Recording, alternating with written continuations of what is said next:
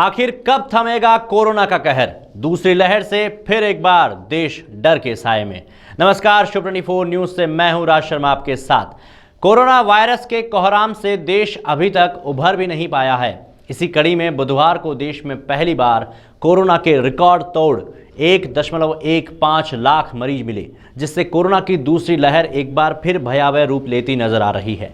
Covid के मुद्दे पर इस समय देश दोहरी मार झेल रहा है। एक तरफ कोरोना केसों में भारी उछाल देखा जा रहा है, तो वहीं दूसरी तरफ वैक्सीन के पर्याप्त सप्लाई नहीं हो पा रही है। कोरोना के बढ़ते कहर में जितना व्यापक हाथ राज्य सरकारों और केंद्र सरकारों द्वारा दी गई नियमों में ढिलाई का है, उससे कहीं अधिक भूमिका नागरिकों द्वारा अपनाई गई लापरवाही की भी है।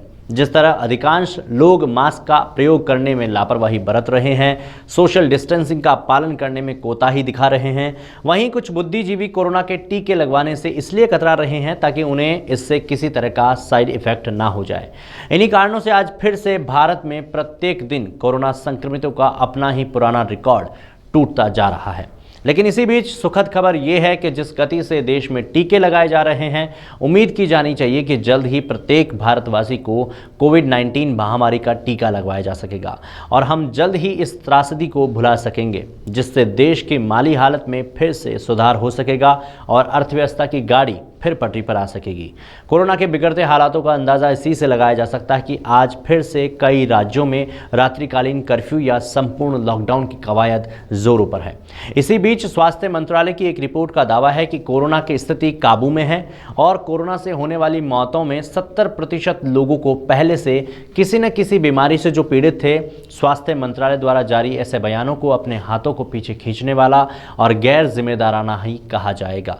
जिस प्रकार प्रधानमंत्री नरेंद्र मोदी ने वैक्सीन की दूसरी डोज लगवाते समय देशवासियों से यह आह्वान किया कि योग्य हैं तो आप भी लगवाइए को चरितार्थ किया जाए तो देश में प्रतिदिन बढ़ने वाले आंकड़ों पर रोक लग सकती है और आने वाले दिनों में हम इस भयावह महामारी से पार पा सकते हैं।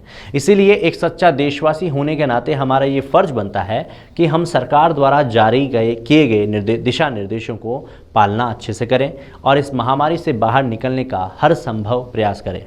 जाते जाते शुभ 24 न्यूज़ चैनल की पूरी टीम की तरफ से मैं आपसे अपील करता हूं कि जैसा धैर्य आपने अब तक कोरोना के विकट दौर में बनाए रखा, वैसा ही धैर्य और संयम आगे भी बनाए रखें। इसके साथ ही आप अपना और अपने प्रियजनों का ध्यान रखें, मास्क लगाएं और 2 गज की दूरी बनाकर रखें और देखते रहिए शुभ 24 न्यूज़ चैनल।